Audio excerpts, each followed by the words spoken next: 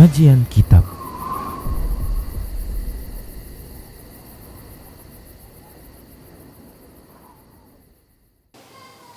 Bismillah, assalamualaikum warahmatullahi wabarakatuh. Innal hamdalillah nahmaduhu wa nasta'inuhu wa nastaghfiruh wa na'udzu billahi min shururi anfusina wa min sayyiati a'malina. May yahdihillahu fala mudilla lahu wa may yudlilhu fala hadiyalah. Wa asyhadu an la ilaha illallah wahdahu la syarika lah. Wa asyhadu anna Muhammadan abduhu wa rasuluhu sallallahu alaihi wasallam. Qala Allah tabaraka wa ta'ala, ya ayyuhalladzina amanu taqullaha haqqa tuqatih wa la tamutunna illa wa antum muslimun. Ya ayyuhan nasu ittaqu rabbakumul ladzi khalaqakum min nafsin wahidah wa khalaqa minha zawjaha wa bassa minhuma rijalan katsiran wa nisaa'a wattaqullaha alladzi tasaaluna bihi wal arham innallaha kana 'alaikum raqiba. Ya ayyuhalladzina amanu taqullaha wa qulu qawlan sadida yuslih lakum a'malakum wa yaghfir lakum dhunubakum wa may yuti'illaha wa rasulahu faqad faza fawzan 'azima. Amma ba'd, fa inna asdaqal hadisi kitabullah wa khairal huda huda Rasulillah sallallahu alaihi wasallam wa syarrul umuri muhdatsatuha wa kullu muhdatsatin bid'ah wa kullu bid'atin dhalalah wa kullu dhalalatin finnar. Para hamba Allah rahimani wa rahimakumullah, para pemirsa Rosyad TV dan para pendengar Radio Medan Mengaji serta para pemirsa media-media sunnah yang turut serta menyiarkan kajian ini. Alhamdulillah, segala puji hanya untuk Allah, zat yang selalu dan senantiasa memberikan kenikmatan kepada kita. Selawat serta salam kita ucapkan untuk Nabi kita Muhammad sallallahu alaihi wasallam. Semoga Allah Subhanahu wa taala senantiasa memberikan taufik dan hidayahnya kepada kita agar kita berada terus di atas ketaatan kepada Allah dan Rasulnya sampai Allah mewafatkan kita. Para hamba Allah rahimani wa rahimakumullah.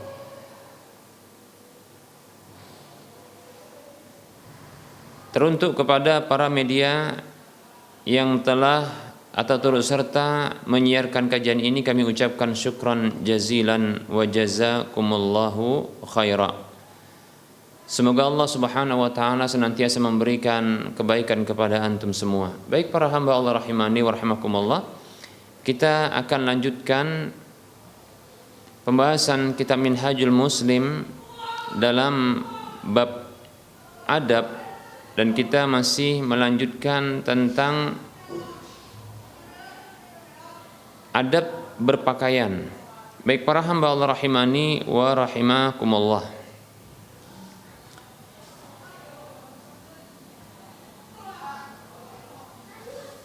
di antara adab berpakaian bagi laki-laki adalah tidak memakai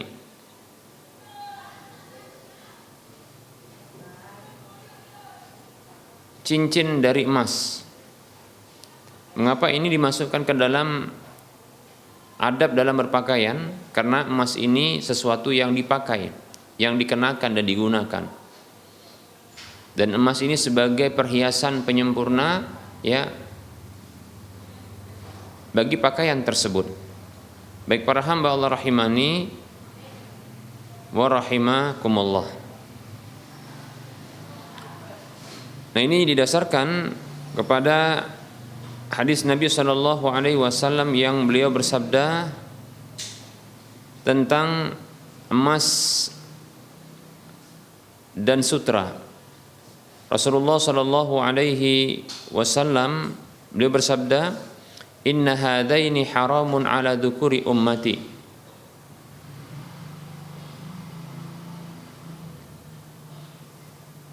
Sesungguhnya kedua hal ini kata Nabi Shallallahu Alaihi Wasallam yaitu emas dan sutra adalah haram bagi laki-laki dari umatku. Ini sudah kita sebutkan pada pertemuan yang lalu tentang keharaman memakai emas dan sutra. Secara khusus ketika membahas poin yang pertama sesuatu yang diharamkan, yaitu ya tidak boleh memakai sutra bagi laki-laki. Sebagaimana yang disebutkan oleh Nabi SAW hadisnya, ya, inna hadaini haramun ala dzukuri ummati, hadis diriwayatkan oleh Imam Abu Daud dalam kitab sunannya di nomor urut hadis 4057. Rasulullah bersabda sallallahu alaihi wasallam, sesungguhnya kedua hal ini adalah haram atas laki-laki dari umatku. Baik para hamba Allah rahimani wa rahimakumullah. Demikian pula Rasulullah sallallahu alaihi wasallam beliau bersabda,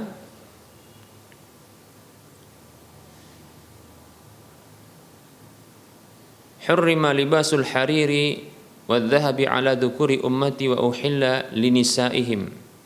Hadis ini hadis yang dikeluarkan oleh Imam Tirmidzi dalam kitab sunannya di nomor urut hadis 1720. Kata Nabi SAW, diharamkan memakai sutra dan emas atas laki-laki dari umatku dan dihalalkan untuk mereka. Demikian pula berdasarkan sabda Nabi SAW, tatkala beliau melihat cincin yang terbuat dari emas ada di tangan seorang laki-laki, lalu beliau melepaskan dan membuangnya. Wa qala, sembari beliau bersabda, ya'madu ahadukum ila jamratin min narin fayaj'aluha fi yadihi.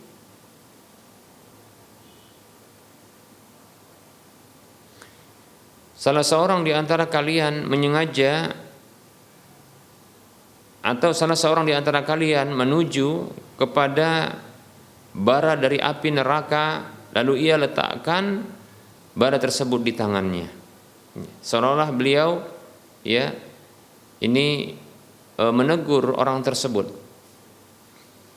Menegur orang tersebut. Mengapa ada seseorang yang menyengaja untuk menuju sebuah bara dari api neraka, lalu diletakkan bara itu di tangannya, demikian.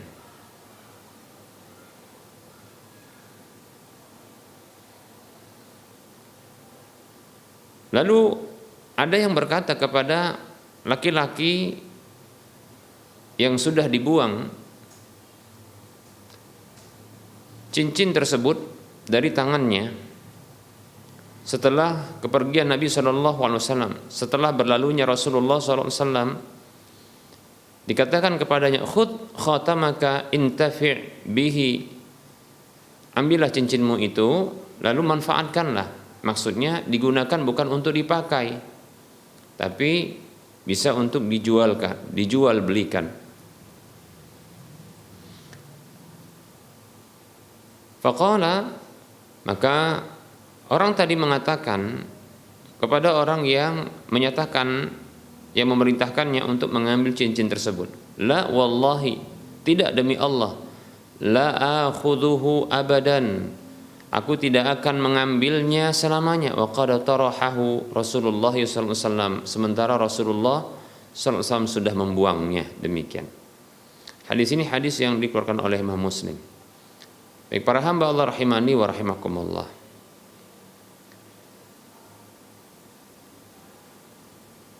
Dari hadis ini dan hadis sebelumnya, maka dipahami bahwasanya haram ya untuk memakai sesuatu yang terbuat dari emas, apakah cincin ya, apakah gelang, apakah ya kita katakan kalung, atau jam barangkali. Baik para hamba Allah rahimani wa rahmakumullah. Tidak boleh ya bagi laki-laki untuk memakai cincin atau perhiasan seperti contohnya adalah jam tangan tapi terbuat dari emas. Nah, kalau ada laki-laki yang memakai gelang, begitu juga kalung yang terbuat dari emas, maka laki-laki tersebut telah melakukan dua pelanggaran. Pertama adalah menggunakan emas, karena memang diharamkan menggunakan emas, memakai emas bagi laki-laki. Yang kedua adalah dia menyerupai perempuan ya di dalam ya memakai gelang dan kalung, karena gelang dan kalung ini adalah kekhususan bagi wanita. Wallahu ta'ala a'lam ya. Baik para hamba Allah rahimani rahimakumullah. Adapun memiliki emas walaupun perhiasan berupa cincin ataupun jam yang terbuat dari emas namun tidak dipakai, tidak digunakan oleh laki-laki yang memilikinya, maka ini dibolehkan, tidak mengapa, asalkan tidak dipakai. Baik itu untuk perhiasan ya, sekedar menjadi merupakan harta simpanan ya,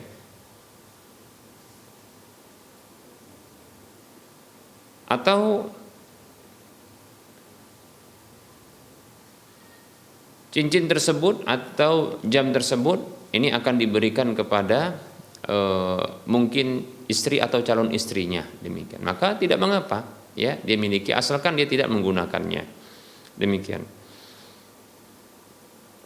Adapun pernyataan sahabat Nabi Shallallahu Alaihi Wasallam yang menyatakan kepada orang yang memerintahkannya untuk mengambil cincinnya agar dia bisa gunakan untuk hal yang lain, lalu beliau mengatakan, demi Allah, aku tidak akan mengambil selamanya ya, sementara Rasulullah sudah membuangnya. Nah, ini hanya adab saja kepada Rasulullah SAW, atau ini adalah pemahaman sahabat tersebut sehingga dia tidak mau mengambilnya karena sudah dibuang sama Rasulullah SAW ya. Karena yang diharamkan sesungguhnya adalah menggunakannya, memakainya ya.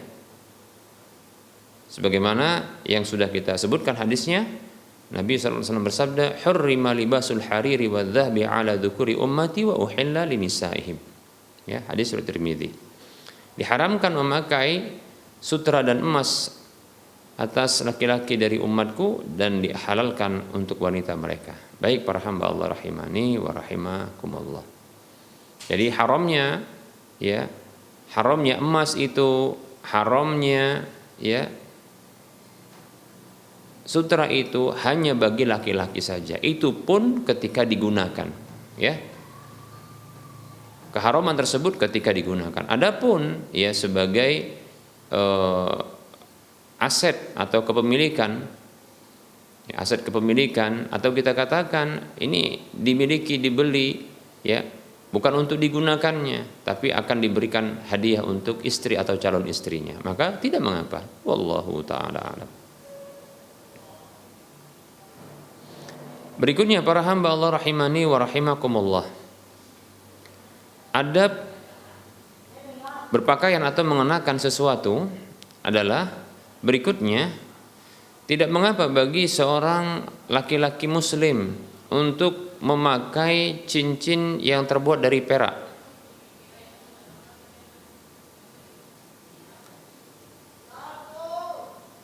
atau ya memakai cincin yang pada cincin tersebut ya terukir namanya ya, terukir namanya, atau cincin tersebut ternyata ya bisa dijadikan sebagai stempel ya, stempel ya bagi surat-suratnya ya. Maka tidak mengapa hal yang seperti ini ya. Sebagaimana yang pernah dilakukan oleh Nabi Shallallahu Alaihi Wasallam ya, Nabi Shallallahu Alaihi Wasallam itu pernah ya memiliki cincin yang terbuat dari perak yang dituliskan atau diukir pada cincin tersebut nama beliau Muhammad Rasulullah Shallallahu Alaihi Wasallam. Demikian. Dan itu dijadikan sebagai stempel bagi surat-surat beliau ya ketika beliau mengirimkan surat ya. Dan beliau pakai ya cincin tersebut itu pada jari kelingking dari tangan kiri beliau. Demikian. Ini berdasarkan riwayat dari Anas bin Malik radhiyallahu anhu yang mengatakan kana khatamun nabi sallallahu alaihi wasallam fi hadhihi wa asyara ila al-khinsira min yadihi al-yusra. Hadis ini hadis yang dikeluarkan oleh Imam Muslim. Kata Anas bin Malik radhiyallahu anhu, dahulu cincin Nabi sallallahu alaihi wasallam itu di sini. Dan beliau mengisyaratkan kepada jari kelingking dari tangannya yang kiri. Demikian ya. Baik para hamba Allah rahimani wa rahmakumullah ya. Jadi Nabi SAW itu pernah memiliki cincin tapi terbuat dari perak. Demikian. Tidak mengapa ya. Boleh juga untuk diletakkan nama ya, terukir nama kita, nama pemilik dari cincin tersebut pada cincin itu ya. Atau mungkin sekaligus ya itu ada tanda tangannya ya, ukiran tanda tangan sehingga nanti bisa untuk stempel bagi surat-surat yang akan ya dikeluarkan seperti itu ya. Nah ketika menggunakannya maka diletakkan pada ya jari kelingking dari tangan kiri. Baik para hamba Allah rahimani wa rahimakumullah.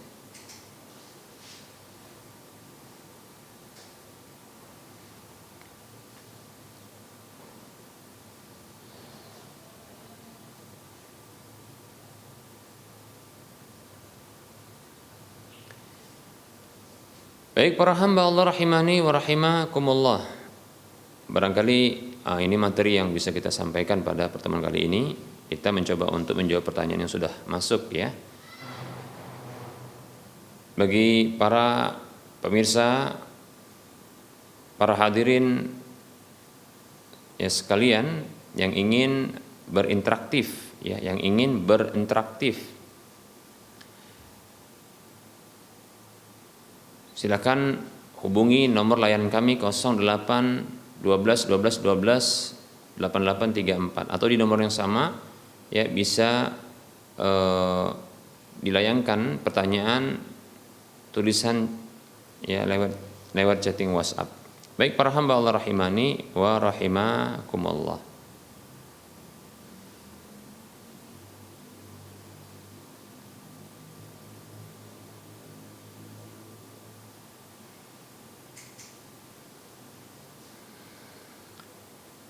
Baik, ini ada pertanyaan.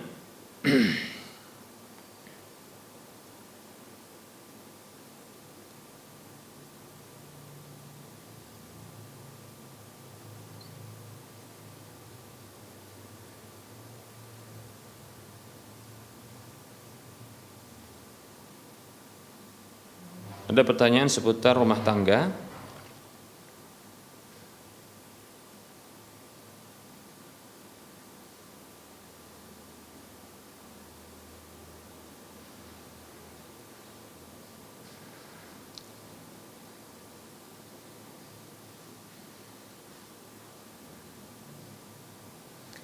Bismillah, Assalamualaikum Ustadz. Afwan, saya izin bertanya, bagaimana hukumnya apabila seorang istri pernah bersumpah tidak mau berjumpa dengan suaminya karena pertengkaran rumah tangga beberapa tahun yang lalu. Qadarullah sekarang suaminya jatuh sakit stroke. Sang istri ada niat ingin kembali untuk mengurus suaminya yang sudah lama ditinggalkannya. Tapi sang istri takut kena karma oleh sumpahnya yang dulu Ustadz. Bagaimana solusinya ini Ustadz?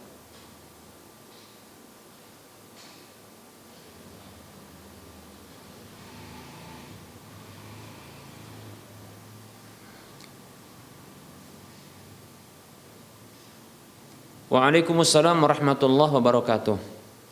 Semoga Allah Subhanahu wa taala senantiasa memberikan taufik kepada kita agar kita terus berada di atas ketaatan kepada Allah dan Rasul-Nya. Baik, kepada sang penanya, barangkali beliau inilah yang ada dalam kasus ya yang disebutkan ini. Semoga menjadi istri yang salehah, amin ya rabbal alamin. Baik ya, apabila seorang istri bersumpah untuk tidak bertemu lagi dengan suaminya disebabkan ya pertengkaran, namun ternyata ingin kembali karena kasihan sama suaminya, masih sayang sama suaminya, masya Allah ya, maka tidak mengapa untuk membatalkan sumpah tersebut. Ya selama sang suaminya belum mentalaknya. Ya, selama suaminya belum mentalaknya. Nah, kalau suaminya sudah mentalaknya dan belum ada keinginan suami untuk rujuk dalam beberapa tahun, maka tentunya sudah berakhir masa iddahnya sehingga ya putus ya hubungan suami istri sehingga sang suami tak lagi menjadi suami, sang istri tak lagi menjadi istri, demikian. Bila ingin kembali maka harus ada akad baru. Ini apabila ya tidak ada ya talak dari suami sebelumnya. Ya. Maaf, ini apabila ada talak ya dari suami sebelumnya. Kalau ada talak dari suami sebelumnya maka seperti itu, ya harus nikah dulu. Ya. Namun apabila ternyata sang suami belum pernah mentalak,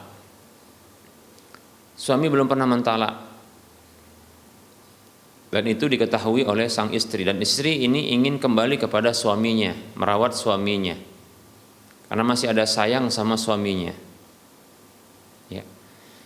Maka sumpahnya tidak mengapa untuk dibatalkan, tidak mengapa. Dalam sebuah hadis yang diriwayatkan oleh Imam Bukhari dan Muslim, Nabi kita Muhammad sallallahu alaihi wasallam bersabda, "Man halafa ala yaminin fara'a ghairaha khairan minha falyati alladhi huwa khairun minha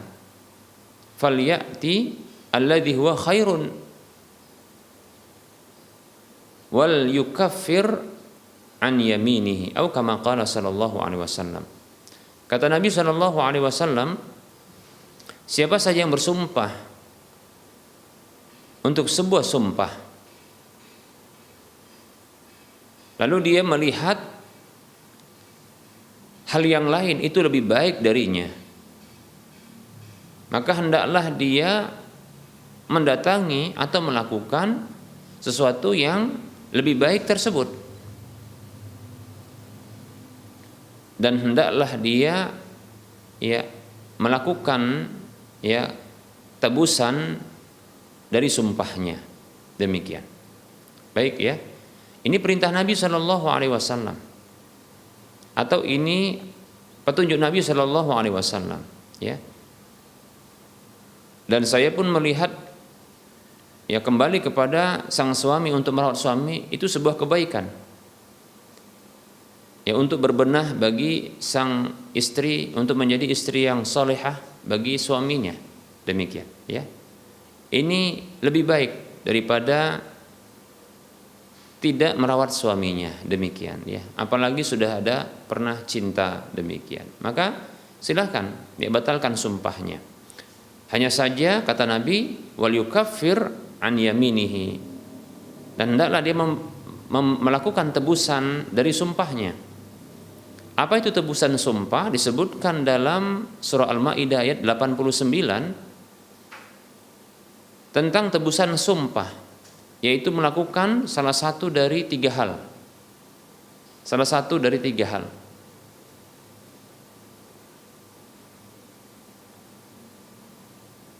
Yang pertama adalah memberi makan 10 orang miskin, atau memberi pakaian 10 orang miskin, atau membebaskan budak. Jadi satu pendapat ulama mengatakan ini pilihan, silahkan memilih mana yang mudah. Pendapat yang lain mengatakan ini urutan, demikian. Baik itu ini urutan ataupun ya tebusan ini ya pilihan, sepertinya yang bisa dilakukan adalah memberi makan 10 orang miskin. Ya. Demikian ya. Kalau tak mampu, dalam ayat tersebut disebutkan berpuasa 3 hari. Tapi insya Allah ta'ala mampu insya Allah untuk memberi makan 10 orang miskin. Nah, oleh karenanya bagi sang penanya ini atau sang istri ini yang ingin kembali kepada suaminya, merawat suaminya, maka batalkan sumpahnya dengan memberi makan 10 orang miskin. Demikian. Nah, seperti itu. Dan jangan takut ya dampak buruknya. Tidak ada dampak buruk insya Allah. Ya, tidak juga dikatakan karma. Ya, ini karma ini istilah bagi agama lain. Ya, tidak ada karma. Yang ada adalah balasan keburukan dari keburukan yang dilakukan. Nah, seperti itu. Itu yang harus kita lakukan, yang harus kita yakini. Jadi tidak ada karma dengan model keyakinan orang-orang ya di luar Islam. Yang ada hanyalah ya balasan keburukan ya dari keburukan yang dilakukan. Itu pun apabila tidak dimaafkan oleh Allah Subhanahu wa taala. Nah, seperti itu. Ya. Nah, jadi silakan batalkan ya sumpah tersebut dengan memberi makan 10 orang miskin.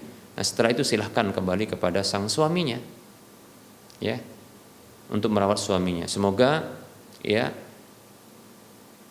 sang istri ini menjadi istri yang salihah, kemudian bersama dengan suaminya kelak di surga. Amin ya rabbal alamin. Semoga bermanfaat.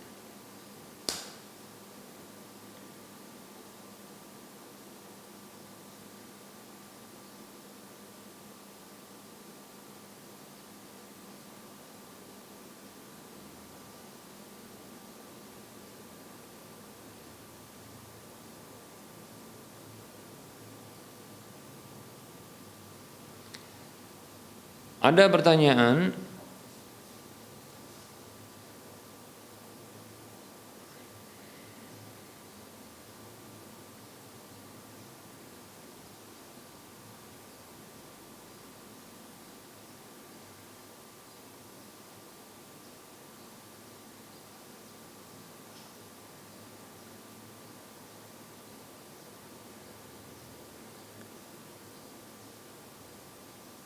Assalamualaikum Ustaz,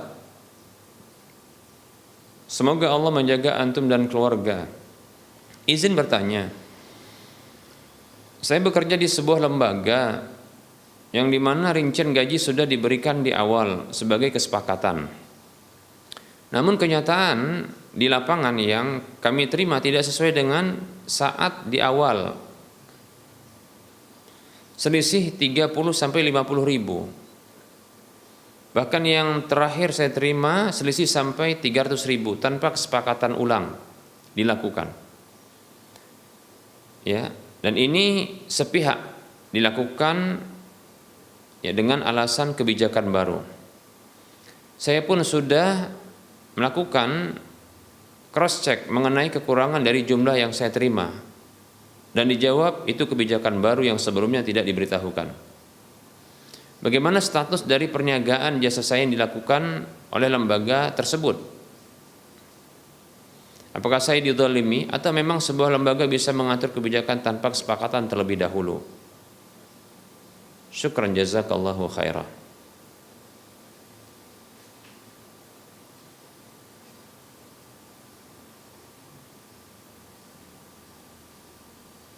Waalaikumsalam warahmatullahi wabarakatuh. Semoga Allah Subhanahu wa taala menjaga kita dan keluarga kita di mana saja kita berada senantiasa dalam kebaikan. Amin ya rabbal alamin. Dalam sebuah hadis yang masyhur, Rasulullah bersabda sallallahu alaihi wasallam, "Al-muslimuna ala syurutihim." Orang-orang Islam itu berada di atas syarat-syarat yang disepakati. Baik para hamba Allah rahimani wa rahimakumullah. Maka apabila ada dua belah pihak melakukan kesepakatan dan itu kesepakatan yang bukan haram, maka wajib untuk memenuhi kesepakatan yang sudah dibuat.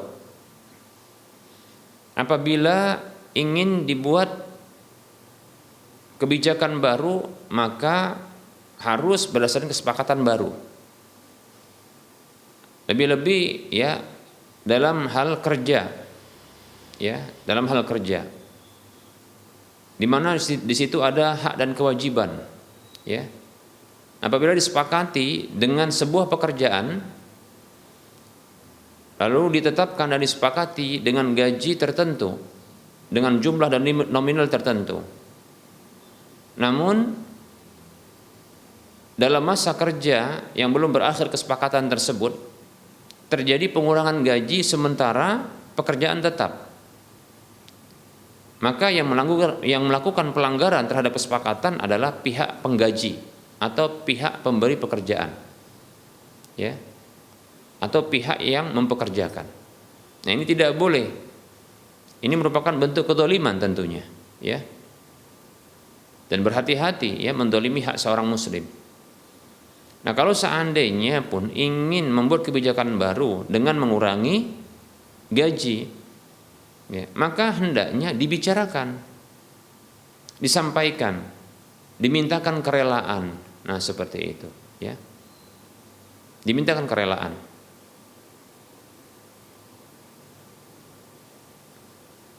Dimintakan kerelaan atas kekurangan ya nominal gaji yang semestinya diberikan, dari gaji yang semestinya diberikan, itu harus dimintakan kerelaannya dari pihak ya pekerja tersebut, begitu ya.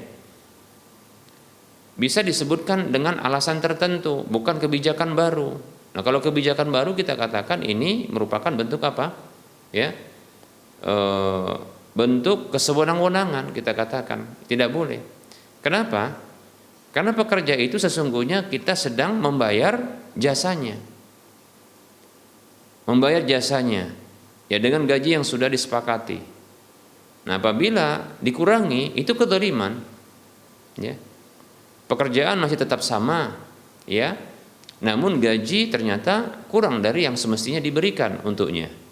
Nah, ini kedzaliman. Demikian ya.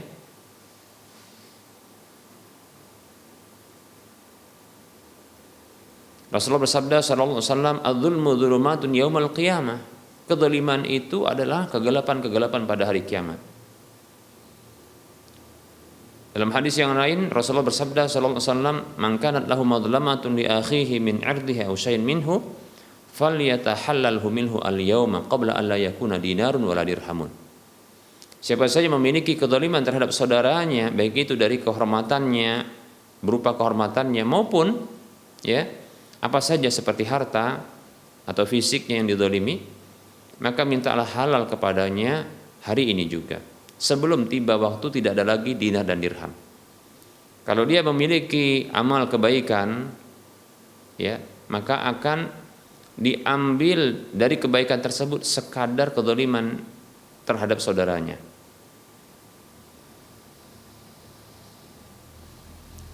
Dan diberikan ya kebaikannya tersebut kepada saudaranya. Kalau telah habis kebaikan-kebaikannya, maka diambil kesalahan dosa orang yang dizaliminya lalu diberikan kepadanya. Demikian. Na'udzubillah min dzalik. Jadi ini kedzaliman ya. Buat kesepakatan ulang. Demikian ya. Ya, adapun bagi orang yang dizalimi sang penanya ini ya, maka bersabar itu saja. Kalau bisa memaafkan bagus, alhamdulillah ya. Kalau bisa memaafkan, masya Allah luar biasa ya. Ya, orang yang memaafkan maka akan dimaafkan oleh Allah Subhanahu Wa Taala, dan itu ciri orang yang bertakwa ya. Pemaaf itu adalah ciri orang yang bertakwa. Bahkan ya Allah Subhanahu Wa Taala akan ya memberikan kemuliaan bagi dirinya ya. Kata Nabi SAW, "Wa ma zadallahu 'abdan bi'afin illa 'izza." Tidaklah Allah Subhanahu wa taala menambahkan kepada seorang hamba dengan sifat pemaafnya kecuali kemuliaan. Hadis riwayat Muslim. Nah, seperti itu ya. Kalau mau menuntut hak, maka silahkan, tidak mengapa. Tapi kalau memaafkan, ya, melupakan, ini tidak mengapa, bahkan ini bagus, ya. Ini ciri ketakwaan, ya. Allah akan tambahkan, ya, kemuliaan, dan Allah SWT akan, ya, maafkan kesalahan-kesalahan. Ya, baik.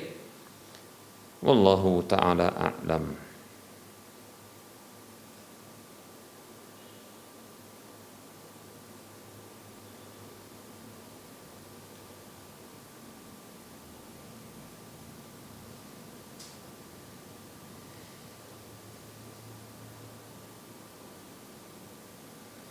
Afwan wa anta fajazakallahu khaira.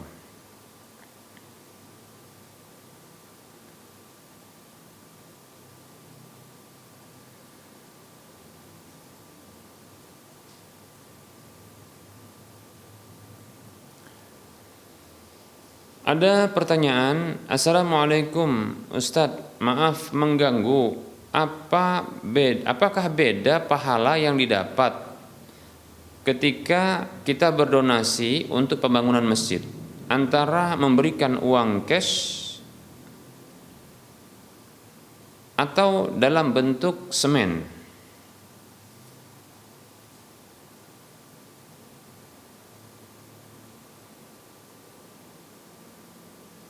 Baik, ya.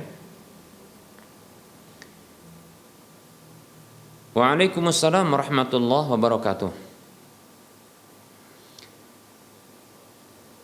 Pahala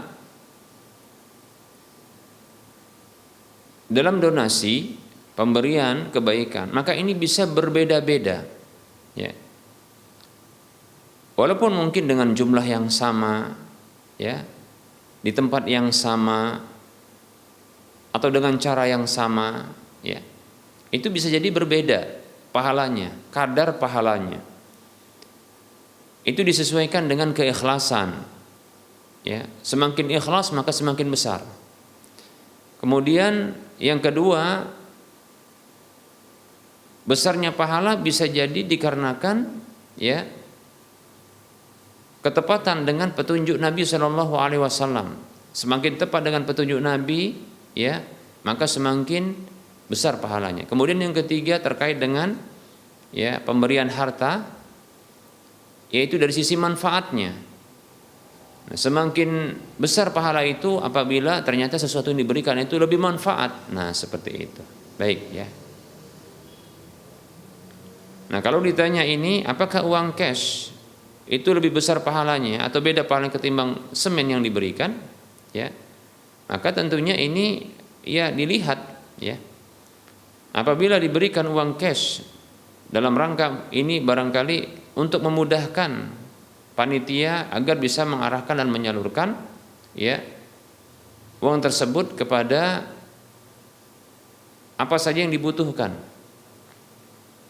Dalam pembangunan itu bukan hanya semen yang dibutuhkan, mungkin batu, ya, mungkin pasir, ya. Batu pun itu ada batu kerikil, ada batu bata, mungkin juga besi, demikian dan seterusnya, ya. Maka dengan kemudahan seperti ini bisa jadi memang lebih ada pahala yang bisa jadi ada pahala lebih, demikian, ya. Bisa jadi ada pahala lebih. Begitu juga, ya, dalam bentuk semen bisa jadi ini juga ada pahala lebih, di mana barangkali memudahkan panitia pula untuk tidak belanja. Nah, begitu, ya. Langsung yang dikirim adalah sesuatu yang dibutuhkan. Ketika contohnya mungkin pihak panitia pembangunan masjid tersebut itu butuh semen sekian sak, ya, demikian.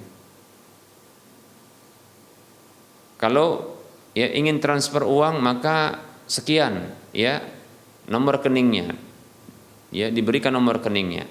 Ya, kalau langsung maka sekian, alamatnya diberi alamatnya.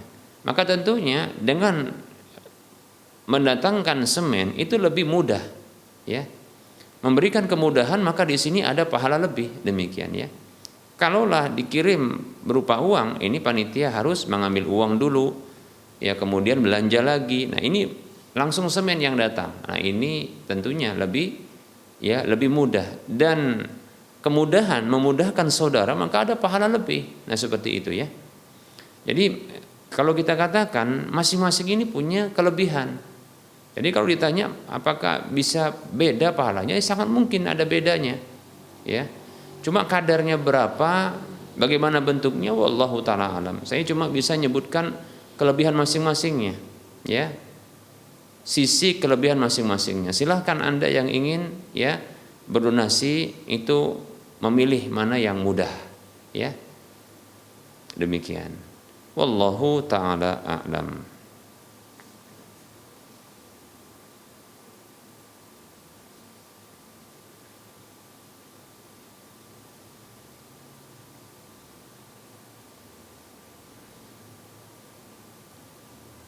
Baik, ini ada pertanyaan.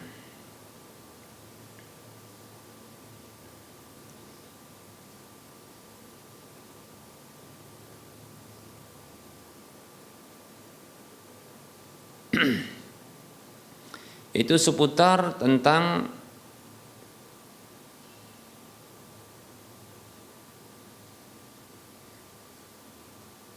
memelihara hewan anjing, ya.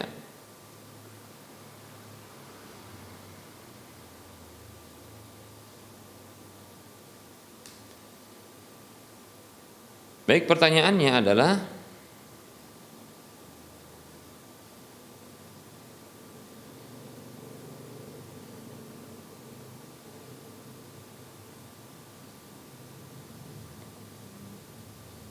Assalamualaikum Ustaz, saya mau bertanya tentang hukum memelihara anjing untuk jaga ternak Ustaz. Mohon jawabannya. Baik ya.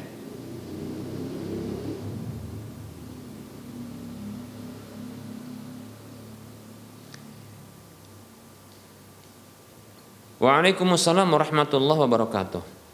Dalam sebuah hadis yang diriwayatkan oleh Imam Muslim dan yang lainnya, Rasulullah Shallallahu Alaihi Wasallam bersabda, "Man iqtana kalban laisa bikalbi saidin wala masyatin wala ardin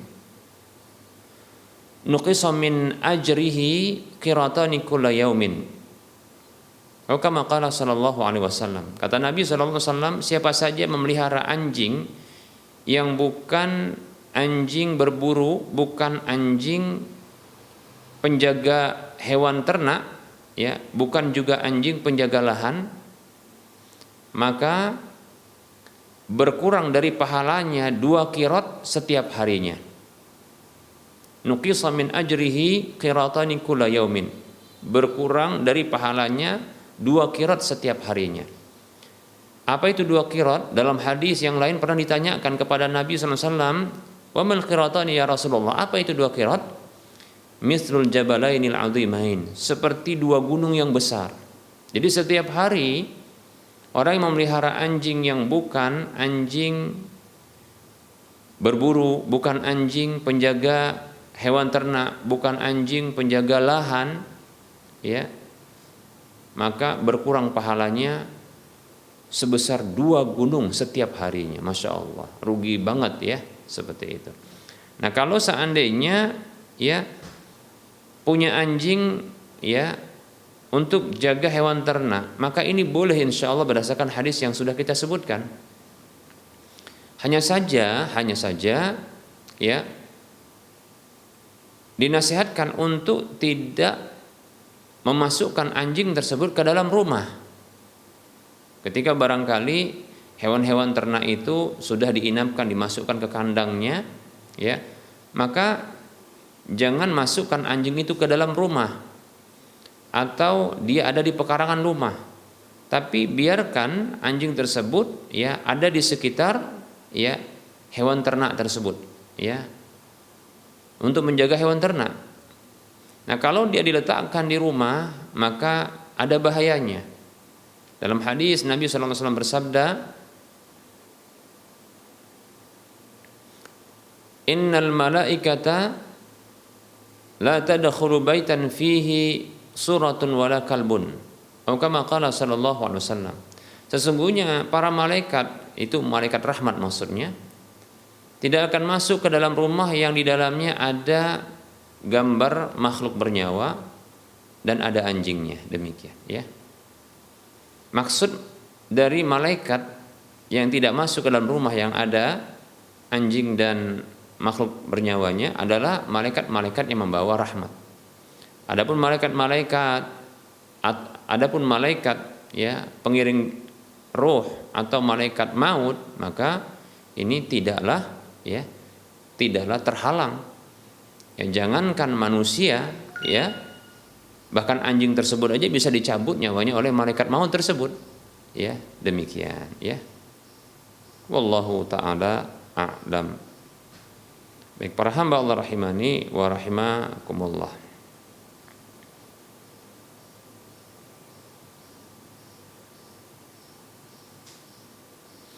Ada pertanyaan, Assalamualaikum warahmatullahi wabarakatuh. Ustaz, bagaimana jika pakaian kita terkena percikan kencing bayi laki-laki 1 tahun?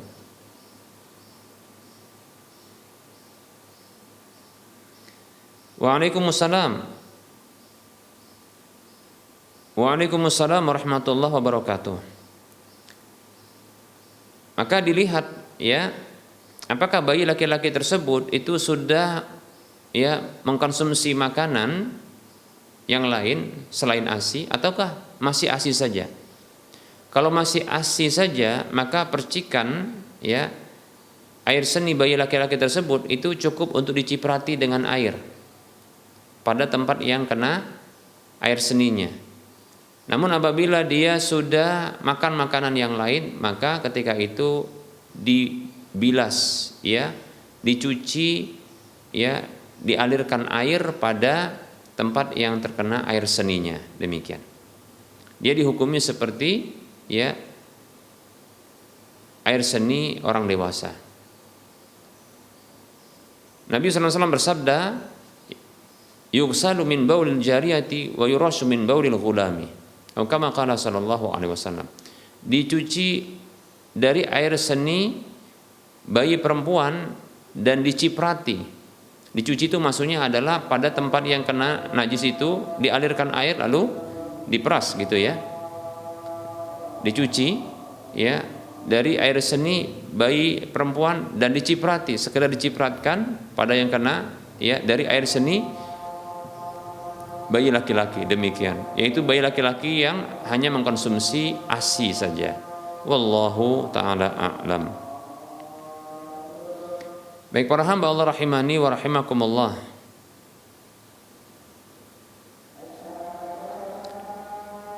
Kita cukupkan untuk penyampaian materi pada pertemuan kali ini karena sudah masuk waktu sholat duhur untuk wilayah Medan dan sekitarnya. Mohon maaf atas segala kekurangan dan kesalahan. Saya mohon ampun kepada Allah atas segala kesalahan dan kekeliruan.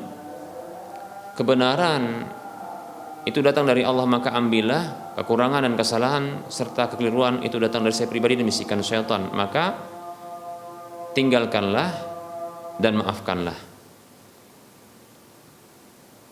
Sebelum kita mengakhiri perjumpaan ini, seperti biasa kita memberikan motivasi kepada saudara seiman, saudara seislam untuk berdonasi membebaskan lahan Masjid Al-Muwahhidin untuk wilayah Medan dan sekitarnya.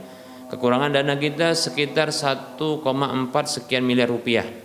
Kita masih punya potensi kesempatan yang besar untuk memiliki aset akhirat yang minimal pahalanya 700 kali lipatnya. Yang ini akan terus mengalir walaupun kita telah tiada tatkala sudah dimanfaatkan. Mari kita berdonasi. Silahkan ya transfer ke nomor rekening Bank Syariah Mandiri atau Bank Syariah Indonesia di nomor 71274855555 atas nama Yayasan Lajnah Dakwah Medan, kode bank 451. Anda bisa melihat informasi di layar kaca Anda tentang hal ini. Semoga Anda termotivasi dan semoga bermanfaat. Mohon maaf atas segala kekurangan dan kesalahan. Kita ketemu lagi di lain kesempatan. Wassallallahu ala Muhammad wa ala alihi wa ashabihi ajma'in. Subhanakallahumma wa bihamdika asyhadu an la ilaha illa anta astaghfiruka wa atubu ilaika. Walhamdulillahi rabbil alamin. Wassalamualaikum warahmatullahi wabarakatuh.